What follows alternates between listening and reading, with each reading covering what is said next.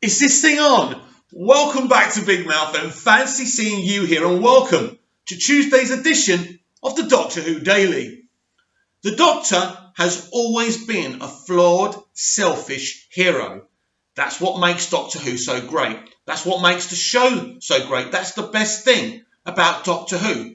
So just because the Doctor is now a woman, it doesn't mean she can't have flaws. This is the problem that we had with season 11. If you don't have... Look, listen.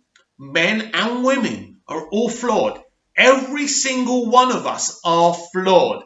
It's a fact. It's the way it is.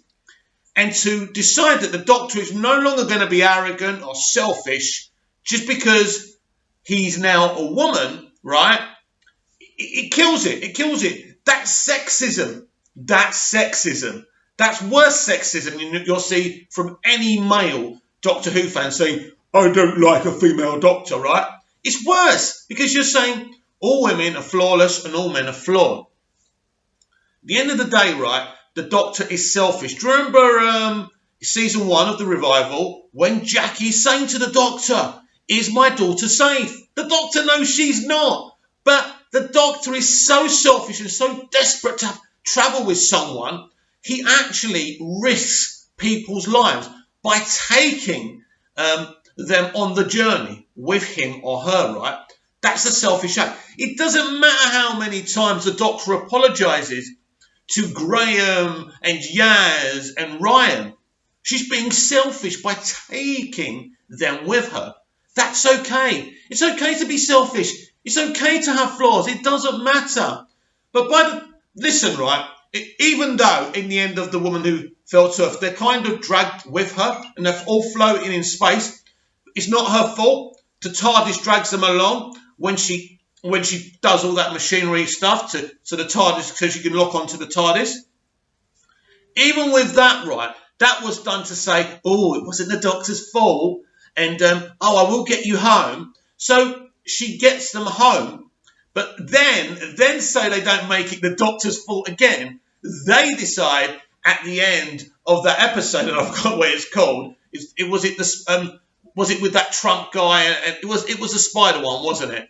And arachnids in the UK. That's it. So they go, we're going with you, and they'll go, I'm going with you. It's our decision because Chibnall didn't want it to be her decision. So people can't say, well, the Doctor's arrogant and selfish for taking people with her into space and danger.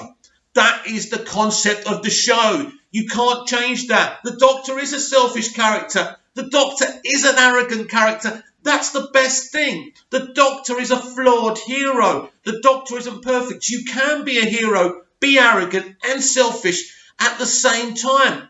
Han Solo was arrogant and selfish, but still a great hero, still a good man. This Doctor could be a great Doctor. Jodie Whittaker just hasn't been given the tools. I still think it's a miscast. I really do. And it's not about gender. It's about the type of person that you cast. But I still think she would have had a better chance of being a great Doctor if Chibnall didn't decide, ooh, it's a woman, so she can't be flawed, she can't be selfish, she can't be arrogant. Why? Why are we trying to paint artificial pictures of women? It means that people in the movie industry, in the entertainment industry and in the television industry are sexist. You see, this is the thing about it now. They're not painting a realistic picture. Doctor's always been selfish, always been arrogant. Just because she's now a woman, you can't change that. And if you do change that, people are going to notice and they're going to say, do you know what? This is stupid. You've literally changed the whole character just because the Doctor has regenerated into a woman. It's absolute nuts. It's absolute insanity. And I don't understand it, and I'll never understand it. She could have been a great Doctor, and you ruined it. You gave the sexists ammunition. You actually gave the sexist ammunition, Chris, by doing this, by making it a boring, mundane season, by giving us a boring, mundane Doctor, when you could have made it complicated. You could have made this Doctor have trouble coming to terms with being a woman, to echo some of the fans having problems coming to terms with the Doctor being a woman. It would have been a very clever thing to do, but instead, oh, I'm a woman, that's fine, that's cool. No, you would have to adapt. And I think it's an insult to the LBGT community, even though They've all come in their droves to watch Doctor Who and haven't realised, well, actually, I've had a sex change. I've had a big operation. It took me ages to come to terms with it. But the Doctor just regenerates and goes, I'm a woman now. And actually takes the woman's point of view straight away. It's ridiculous, it's stupid, and it's insulting.